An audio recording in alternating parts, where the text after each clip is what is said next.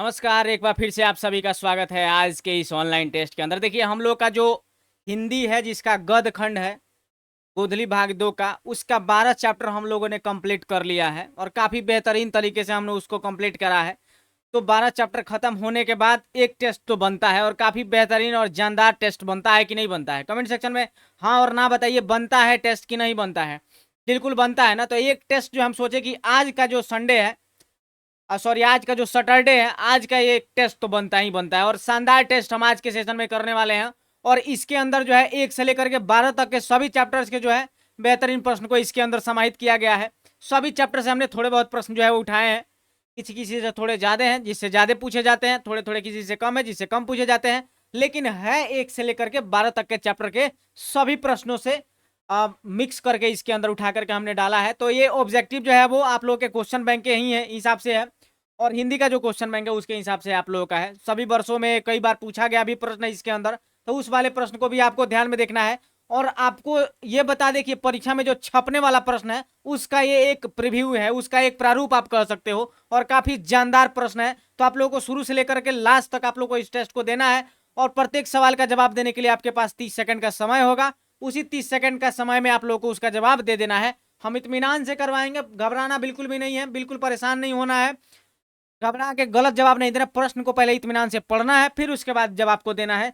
30 second का समय मिलेगा, कम समय नहीं होता एक प्रश्न को पढ़ करके उसको जवाब देने के लिए। हालांकि हिंदी है, उसमें कोई कैलकुलेशन वगैरह तो होता नहीं है। तो चलिए वीडियो में आगे बढ़ते हैं उससे पहले एक छोटा सा अनुरोध करना चाहते हैं कि चैनल पे पहली बार आए, चैनल को सब्सक्राइब कीजिए, बेल आइकन दबा के ऑल नोटिफिकेशन पर क्लिक कीजिए, अपने दोस्त यारों के साथ शेयर भी कीजिए।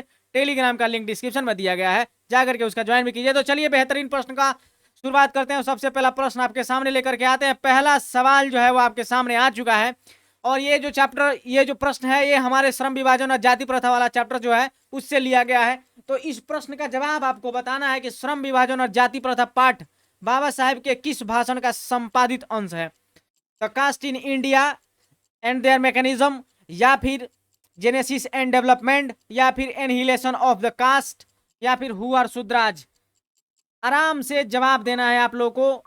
सवाल का जवाब आप लोगों को सही सही देना है। कॉपी पे मार्क कर लीजिएगा 60 को प्रश्न और उसको बाद में हमको बताइएगा कि कितना आप लोगों का सही आ रहा है। अगर आप इसमें से कम और 45 भी कर लेते हैं ना, तो बस आप इतना समझिए कि आपके गद्य खंड पे लगभग 85 प्लस से 85 से 90 जो है वो आप लोगों का 90% आपका कवर हो चुका है गद्य खंड। उसमें परेशान होने वाली बात अगर नहीं, अगर इससे थोड़ा कम आता है तो आप 75 to 80 मान सकते हो, है कि नहीं? अगर हालांकि अगर 60 में 60 सही है तब तो फिर जायजा है, फिर तो कुछ पूछना ही नहीं है। चलिए, तो पहला सवाल का जो सही जवाब है वो है ऑप्शन नंबर सी, एनहिलेशन ऑफ कास्ट जो है वो उन्हीं का भाषण है जिसका संवादित अंश है श्रम विभाजन और जाति प्रथा। अगला सवाल लीजिए। हम इसमें डिस्क्रिप्शन नहीं देते हैं ना, थोड़ा लंबा हो जाएगा ना डिस्क्रिप्शन देते हैं, क्योंकि डिस्क्रिप्शन वगैरह तो चैप्टर वाइज जब करवाए थे तो सबका व्याख्या वगैरह करके तो आप लोग को बता ही दिए हैं जहाँ जरूरी है वहां पे। और इसमें केवल हम प्रश्न पढ़ेंगे, उसका आपको उत्तर देना है। चलिए, दूसरा प्रश्न आपके सामने। श्रम विभाजन और जाति प्रथा के लेखक कौन है? रामविलास शर्मा, भीमराव अम्बेडकर, गुणाकर मूले, या फिर महात्मा गांधी? हम ज्यादा नहीं बोलते हैं, केवल प्रश्न पढ़ते हैं, आपको उसका उत्तर देना है ताकि आपको टेस्ट जैसा फील हो। चलिए, तो दूसरा नंबर सवाल का जो सही जवाब है ऑप्शन नंबर बी है, भीमराव अम्बेडकर। अगला सवाल आपके सामने है। भीमराव अम्बेडकर का जन्म हुआ 15 अप्रैल 1819 को, 14 अप्रैल 1891 को, 18 फरवरी 1918 को, या 14 जनवरी 1919 को? कब हुआ था इनका जन्म? बिल्कुल, तो इनका जन्म जो है वो कब हुआ था? हाँ बिल्कुल, इनका जन्म जो है वो 14 अप्रैल 1891 को हुआ था। ऑप्शन नंबर बी जो है वो बिल्कुल सही जवाब है। और अगला सवाल आपके सामने है। डॉक्टर अंबेडकर का जन्म किस राज्य में हुआ था? उत्तर प्रदेश में, मध्य प्रदेश में, हिमाचल प्रदेश में, या बिहार में? चार ऑप्शन आपके सामने है। चार में से कोई एक ऑप्शन जो है वो चौथे नंबर प्रश्न के लिए सही है, सुटेबल है। उस जवाब को आप लोग को अपने कॉपी में लिखना है, कमेंट सेक्शन के अंदर भी आपको लिखना है। 30 सेकेंड प्रत्येक सवाल के जवाब देने के लिए। तो यहाँ पे जो है ऑप्शन नंबर जो हो जाएगा ऑप्शन नंबर बी बिल्कुल सही जवाब है। मध्य प्रदेश के अंदर जो है डॉक्टर भीमराव अम्बेडकर का जन्म हुआ था। अगला सवाल देखिए। भीमराव अम्बेडकर की मृत्यु कब हुई थी? जनवरी 1965 में, दिसंबर 1956 में, फरवरी 1914 में, या फिर मार्च 1865 में? उनका जन्म कब हुआ था? भीमराव अंबेडकर की, सॉरी, हाँ, भीमराव अंबेडकर की मृत्यु कब हुई थी, जन्म बोल रहे हैं, उनकी मृत्यु कब हुई थी, भीमराव अंबेडकर की मृत्यु कब हुई थी? तो इनकी मृत्यु जो है वो दिसंबर 1956 में हुई थी। ऑप्शन नंबर बी बिल्कुल सही जवाब। अगला सवाल आपके सामने, भीमराव अंबेडकर के चिंतन और रचनात्मकता के मुख्यतः कितने प्रेरक व्यक्ति रहे? 5, 8, 10 या 3?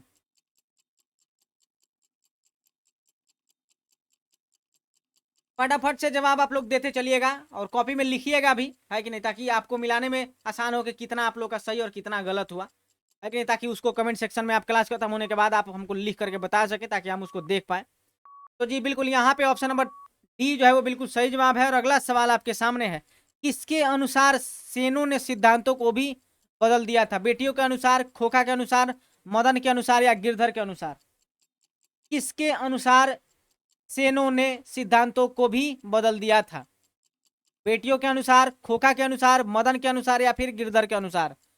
तो देखिए, सेन साहब जो थे, सेन साहब और उनकी पत्नी, ये दोनों ने क्या किया था, सिद्धांतों को किसके हिसाब से बदल लिया था? तो खोखा के हिसाब से। ऑप्शन नंबर बी जो है वो बिल्कुल सही जवाब है। और अगला सवाल आपके सामने है, ऐसे ही लड़के आगे चल करके गुंडे, चोर, डाकू, बदमाश बनते हैं। यह पंक्ति कहानी के किस पात्र ने कही है? सेन साहब की धर्मपत्नी, गिरिधर, सेन साहब या फिर सोफर? किसके द्वारा यह कथित जो पंक्ति है वो जो आपके सामने है वो कही गई है? ये कथित पंक्ति किसके द्वारा है, दिया गया है? सेन साहब की धर्मपत्नी, गिरधर, सेन साहब या सोफर? बिल्कुल, तो ये जो कथन है वो ऐसे ही लड़के आगे चल करके गुंडे, चोर, डाकू बनते हैं। यह पंक्ति जो है कहानी के जो पात्र हैं जिनके द्वारा कही गई है वो है सेन साहब, यानी कि ऑप्शन नंबर सी बिल्कुल सही जवाब। अगला सवाल आपके सामने है, विष के दांत के लेखक कौन है? नलिन विलोचन शर्मा, यतीन्द्र मिश्र, अशोक वाजपेयी, मैक्स मुलर? कौन है भाई, विष के दांत के लेखक कौन है?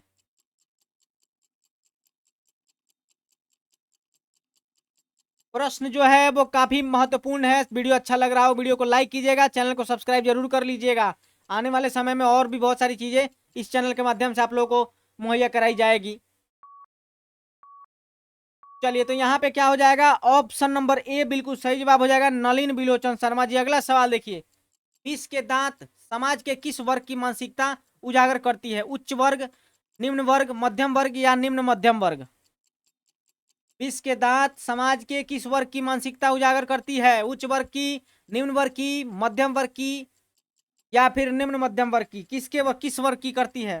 4 नंबर प्रश्न आपके सामने है। बिल्कुल, तो यहाँ पे जो है वो मध्यम वर्ग की समाज की जो मानसिकता है उसको उजागर करती है। तो ऑप्शन नंबर सी बिल्कुल सही जवाब। अगला सवाल आपके सामने है, विष के दांत कैसी कहानी है? सामाजिक है, ऐतिहासिक है, धार्मिक है या फिर मनोवैज्ञानिक है? जब चैप्टर शुरू किए थे उसके बारे में एक्सप्लेनेशन दिए थे, उसमें सारी चीजें हमने बताई हैं।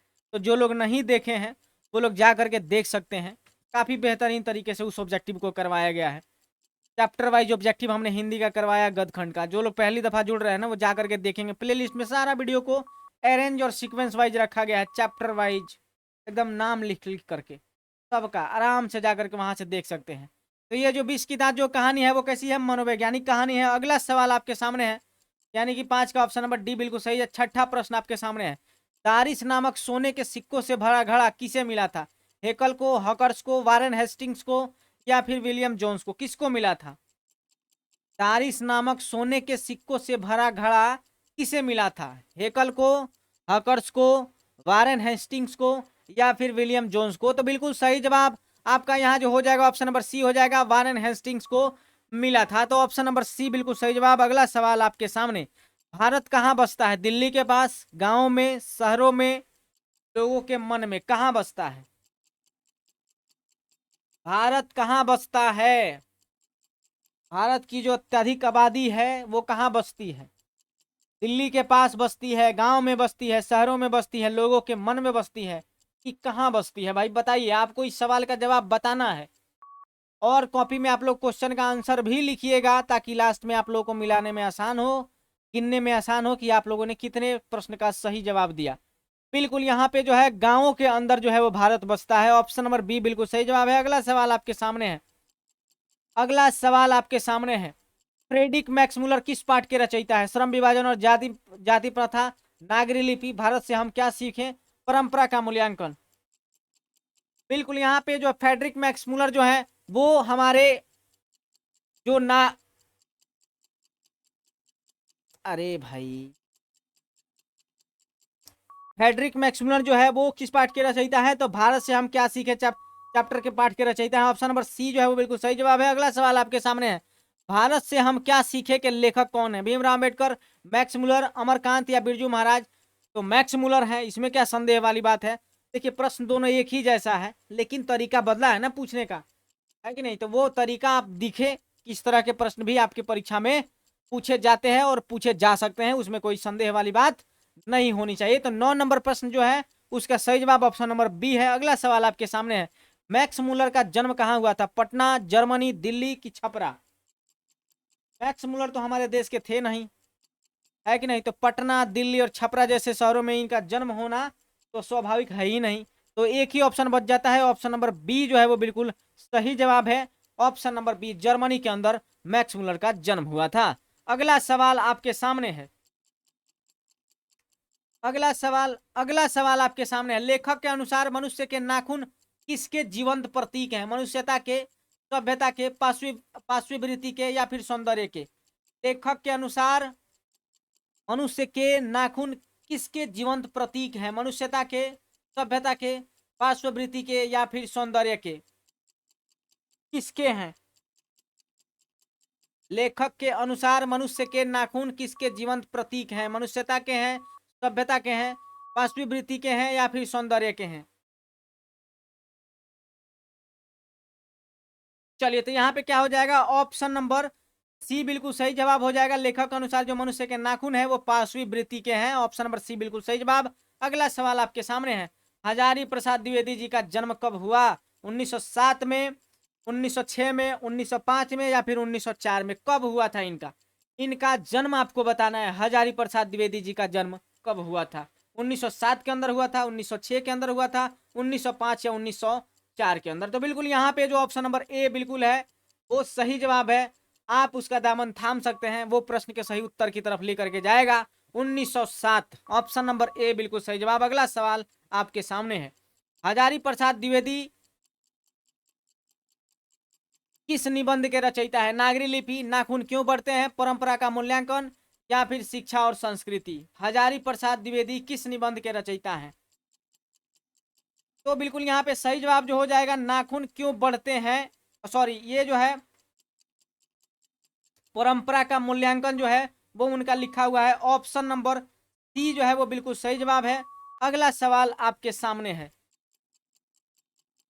अगला सवाल आपके सामने है, आचार्य हजारी प्रसाद द्विवेदी का जन्म कहाँ हुआ था, उत्तर प्रदेश, मध्य प्रदेश, कर्नाटक, छत्तीसगढ़, कहाँ हुआ था। आचार्य हजारी प्रसाद द्विवेदी का जन्म कहाँ हुआ था। 14 नंबर प्रश्न आपके सामने है, उसका जवाब आपको बताना है। फटाफट से उसका जवाब हमको बता दीजिए, कहाँ हुआ था उनका जन्म, हजारी प्रसाद द्विवेदी का जन्म कहाँ हुआ था।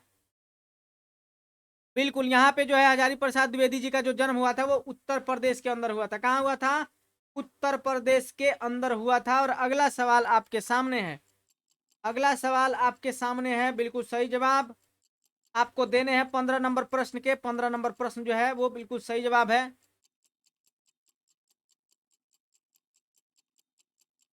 चलिए अगला सवाल आपके सामने है,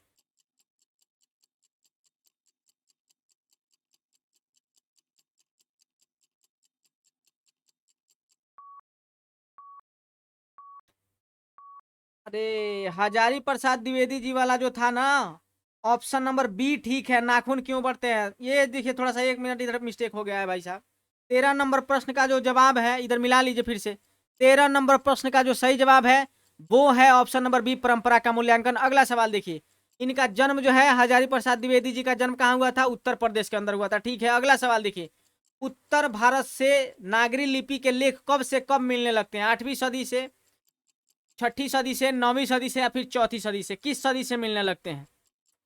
15 नंबर प्रश्न आपके सामने है। कई बार होता है ना कि इतना सारा प्रश्न होता है, दिमाग पे कभी कभी आता है, कभी इधर उधर हो जाता है। खैर उसको ध्यान में नहीं रखना है, हमने आपको कंफर्म कर दिया है। 16 नंबर है ना, 15 नंबर प्रश्न आपके सामने है। उत्तर भारत से नागरी लिपि के लेख कब से कब मिलते हैं? तो ये 9वीं सदी से मिलते हैं। ऑप्शन नंबर सी बिल्कुल सही जवाब। अगला सवाल आपके सामने, नागरी लिपि के आरंभिक लेख हमें कहाँ से मिलते हैं? पूर्वी भारत से, पश्चिमी भारत से, दक्षिणी भारत से या फिर उत्तरी भारत से? तो नागरी लिपि के जो आरंभिक लेख हैं जो हमें मिलते हैं वो कहाँ से मिलते हैं? तो वो हमें दक्षिणी भारत से मिलते हैं। ऑप्शन नंबर सी बिल्कुल सही जवाब। अगला सवाल आपके सामने, देवनागरी लिपि में मुद्रण के टाइप कब बने? 2 सदी पहले, 2 दशक पहले, 20वीं सदी में या फिर 11वीं सदी में? तो ये जो बने थे, है कि नहीं, देवनागरी लिपि में जो मुद्रण के टाइप बने थे वो 2 सदी पहले बने थे। तो ऑप्शन नंबर ए जो है वो बिल्कुल सही जवाब है। और अगला सवाल आपके सामने है, हिंदी भाषा की लिपि है, ब्राह्मी लिपि है, रोमन लिपि है, देवनागरी है या फिर गुरुमुखी है? फटाक से जवाब दीजिए। 18 नंबर प्रश्न का जो सही जवाब आपको देना है।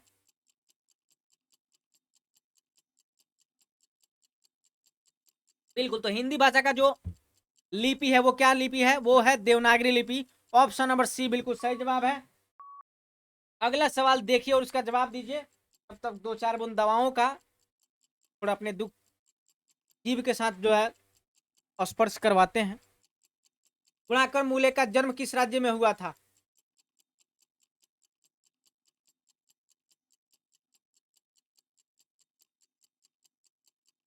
बिल्कुल, यहाँ पे जो है 19 नंबर प्रश्न आपके सामने है। गुणाकर मूले का जो जन्म था वो महाराष्ट्र के अंदर हुआ था। ऑप्शन नंबर सी जो है वो बिल्कुल सही जवाब है। और अगला सवाल आपके सामने है,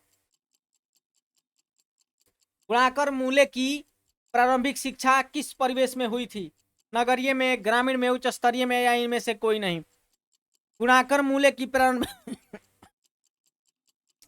कहाँ हुई थी? तो इनकी जो प्रारंभिक शिक्षा जो है वो ग्रामीण परिवेश में हुई थी। ऑप्शन नंबर बी बिल्कुल सही जवाब। अगला सवाल आपके सामने है, बहादुर को कितने रुपए की चोरी का इल्जाम लगा था? 10 रुपए, 11 रुपए, 12 रुपए या 13 रुपए?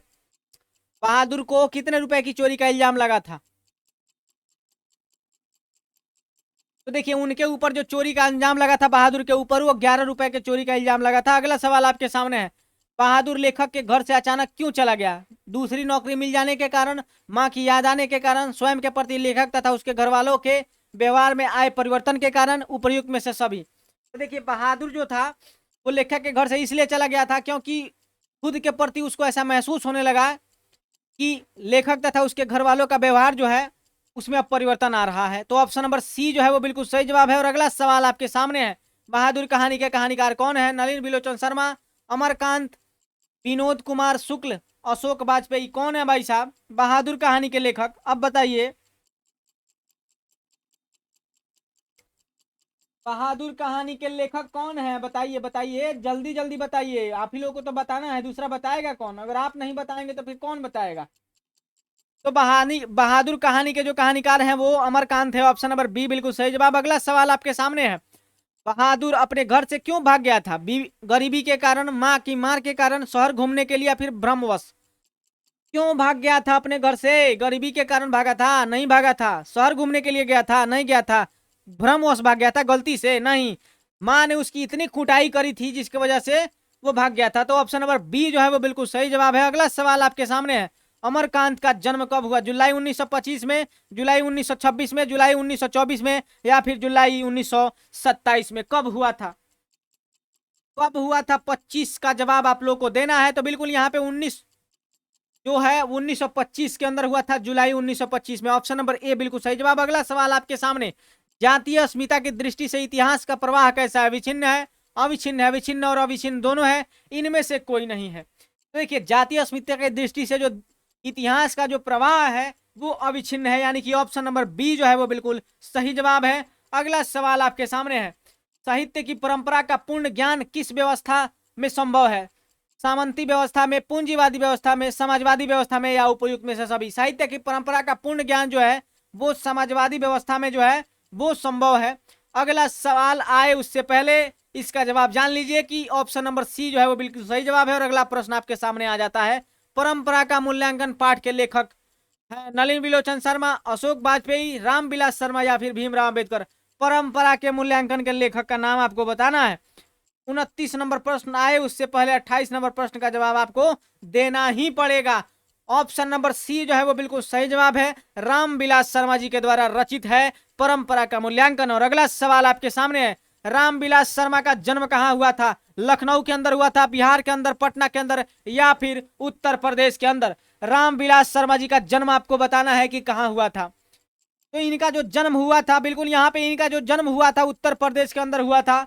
ऑप्शन नंबर डी बिल्कुल सही जवाब। और अगला सवाल आपके सामने, रामविलास शर्मा का जन्म कब हुआ था? 6 जून 1885 में, 5 जनवरी 1932 में, या फिर 10 अक्टूबर 1912, या फिर 18 मार्च 1770 ईस्वी के अंदर हुआ था? कब हुआ था इनका रामविलास शर्मा जी का जन्म? बिल्कुल निसंदेह ही आप ऑप्शन नंबर सी के साथ जा सकते हैं। 10 अक्टूबर 1912 को जो है इनका जन्म हुआ था। कहाँ हुआ था भाई साहब?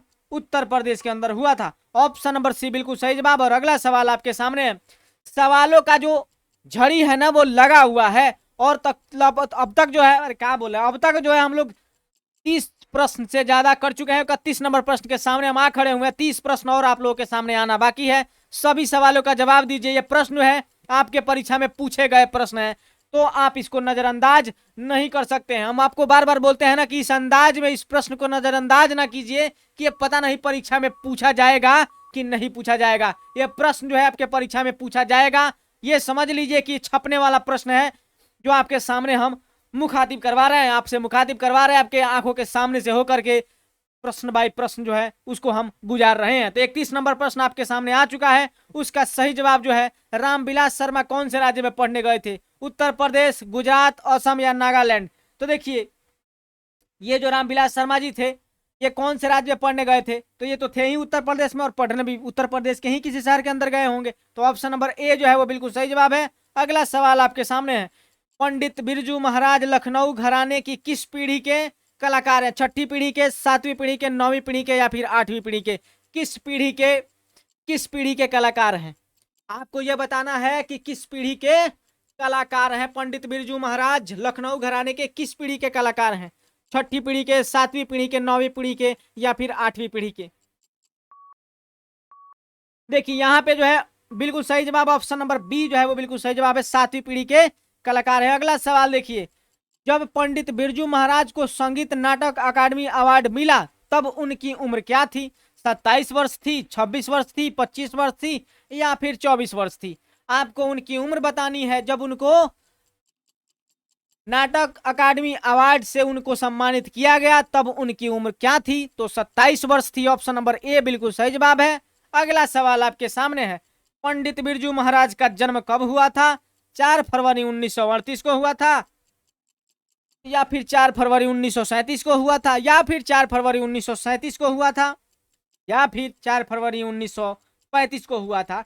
तो स्वाभाविक है जिन्होंने चैप्टर पढ़ा होगा, जो पिछले सेशन किए होंगे, इन सभी चैप्टरों का जो चैप्टर वाइज ऑब्जेक्टिव जो करवाया गया उनको देखा होगा, उनको पता है कि पंडित बिरजू महाराज का जो जन्म है वो 4 फरवरी 1938 को हुआ था। ऑप्शन नंबर ए बिल्कुल सही जवाब। अगला सवाल आपके सामने है, महाराज बिरजू महाराज का संबंध किस घराने से? लखनऊ घराने से, डुमराव घराने से, बनारस से, या फिर किसी भी नहीं से?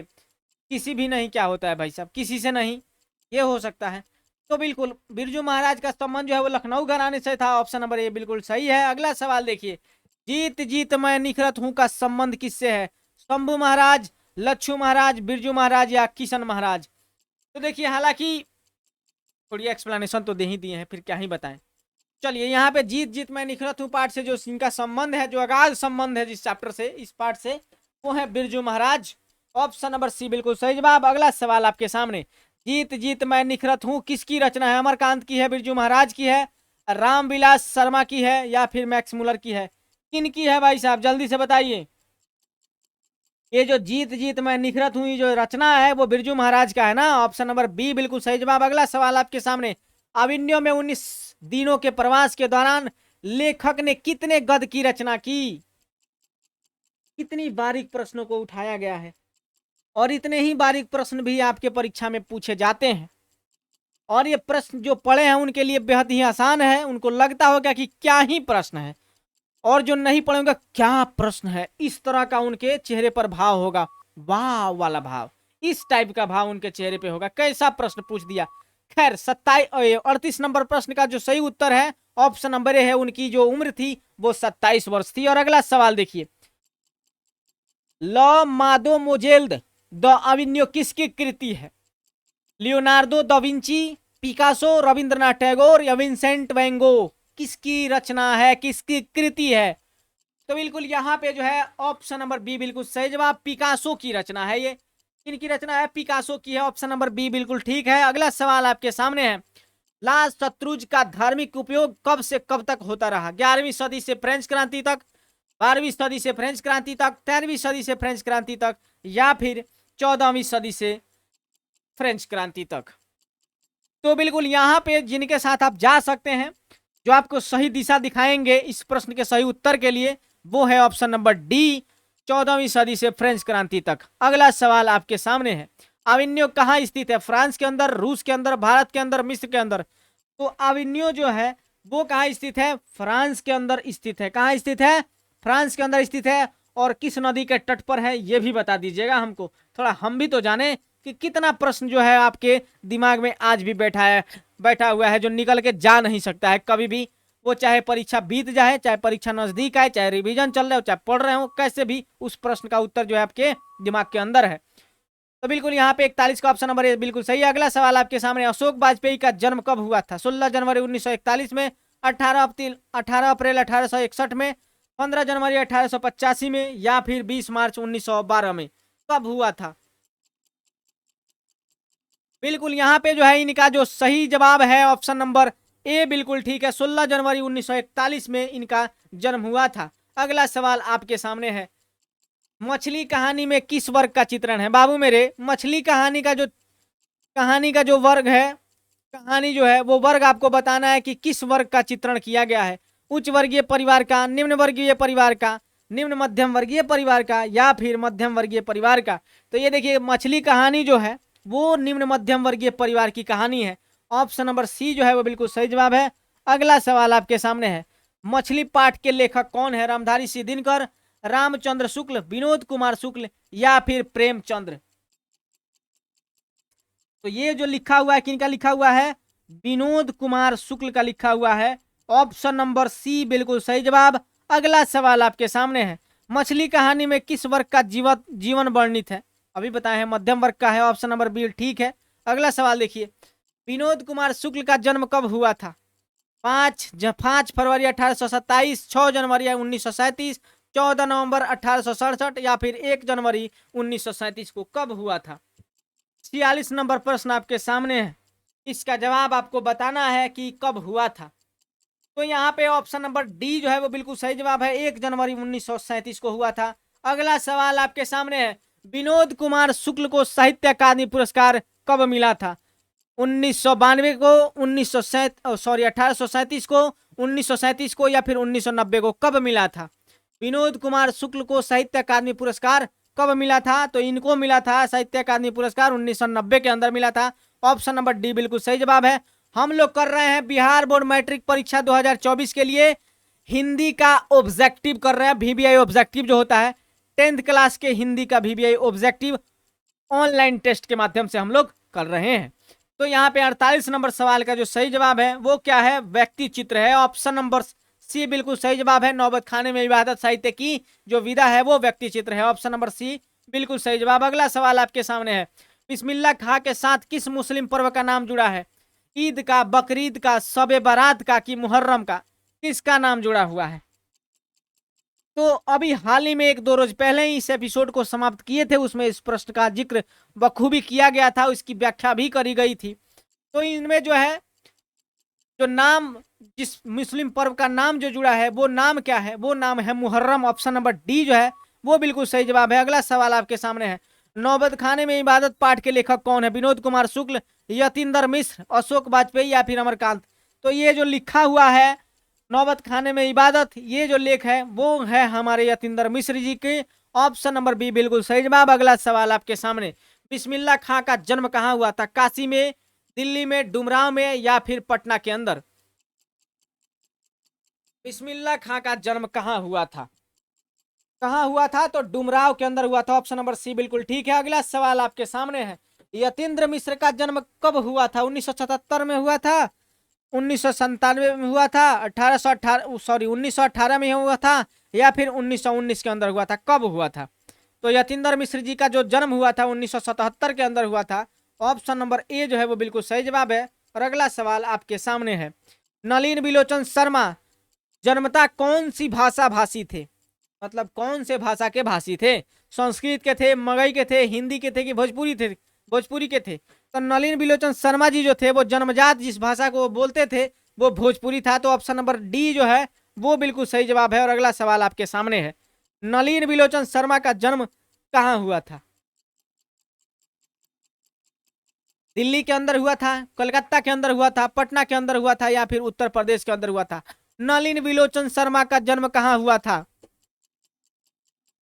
ये नलिन बिलोचन शर्मा जी का जो जन्म है वो ऑप्शन नंबर सी पटना के अंदर हुआ था। अगला सवाल आपके सामने है, नलिन बिलोचन शर्मा का जन्म कब हुआ था? 1918 में, 1818 में, 1819 में, या फिर 1916 में? दो बार प्रश्न हो गया क्या? ये 1916 के अंदर हुआ था। ऑप्शन नंबर डी जो है वो बिल्कुल सही जवाब है। अगला सवाल आपके सामने है, नलिन बिलोचन शर्मा जी की माता का क्या नाम था? रत्नावती शर्मा, कमलावती शर्मा, बिंदु शर्मा, सुलोचना शर्मा? रत्नावती शर्मा उनका नाम था, है कि नहीं? नलिन बिलोचन शर्मा जी के माता जी का नाम जो था वो रत्नावती शर्मा था। ऑप्शन नंबर ऑप्शन नंबर बिल्कुल यहाँ पे जो है ऑप्शन नंबर ए बिल्कुल सही जवाब है। ठीक है, तो उनके जो माता जी का नाम क्या था? रत्नावती शर्मा था। अगला प्रश्न देखिए आपके सामने है, नलिन बिलोचन, अगला सवाल, लेखक ने एमए किस विश्वविद्यालय से किया था? रांची विश्वविद्यालय, नलिन बिलोचन शर्मा जी की ही बात हो रही है। लेखक ने एमए किस विश्वविद्यालय से किया था? रांची विश्वविद्यालय से, पटना विश्वविद्यालय से, मगध विश्वविद्यालय से, या फिर दिल्ली विश्वविद्यालय से? नलिन बिलोचन शर्मा जी ने एमए कहां से किया था? तो इन्होंने किया था पटना से किया था। तो ऑप्शन नंबर बी जो है वो बिल्कुल सही जवाब है। अगला सवाल आपके सामने है, नलिन बिलोचन जी की मृत्यु कब हुई थी? 1960 में, 1958 में, 1961 में, या फिर 1959 में? कब हुई थी? नलिन बिलोचन शर्मा जी की मृत्यु जो है वो आपको बतानी है कि कब हुई थी। तो ये बिल्कुल सही जवाब ऑप्शन नंबर सी जो है वो बिल्कुल ठीक है, 1961 के अंदर हुआ था। बीच में फोन आ गया था ना तो हमको वीडियो पॉज करना पड़ा था, है कि नहीं?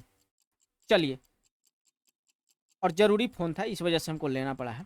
खैर ठीक है, यहाँ पे देखिए, और इसका सेकंड लास्ट जो है इसका देख लीजिए, जब भारत को स्वराज मिल जाएगा तब शिक्षा का ध्येय क्या होगा? चरित्र निर्माण, भवन निर्माण, पथ निर्माण, या इनमें से कोई नहीं? ये जो है, जब भारत को स्वराज मिल जाएगा तब शिक्षा का ध्येय क्या होगा? ये शिक्षा एवं संस्कृति चैप्टर से लिया गया प्रश्न है। तो उसका जवाब जो है वो ऑप्शन नंबर ए हो जाएगा, चरित्र निर्माण जो है वो प्रथम ध्येय होगा। अगला सवाल देखिए, हिंद स्वराज किसकी रचना है? रविंद्रनाथ ठाकुर की, हरिश्चंद्र की, यशपाल की, या फिर महात्मा गांधी की? तो ये जो है, हाँ, ये जो है वो महात्मा गांधी की है। वो किन की है? महात्मा गांधी की रचना है। ऑप्शन नंबर डी बिल्कुल सही जवाब है। और इसी प्रश्न के साथ जो है आज का जो ऑनलाइन टेस्ट है वो समाप्त होता है। और आप लोग फटाफट से जैसे ही ये वीडियो खत्म होगा सब लोग अपना अपना नंबर जो है वो कमेंट सेक्शन के अंदर लिखिएगा क्लास खत्म होने के बाद, है कि नहीं? ताकि हम बाद में देख पाए। आप लोग को भी अगर कभी याद करना हो कि इस टेस्ट में कितना आया था तो आप आसानी से आकर के देख करके आप उससे पता कर सकते हैं, ताकि जो और भी बच्चे हैं उनको भी थोड़ा सा मोटिवेशन मिले और वो लोग भी टेस्ट को अच्छे से दे पाए। तो चलिए, बहुत बहुत धन्यवाद सब किसी को, शुभ रात्रि। फिर मिलते हैं अगले एपिसोड के अंदर।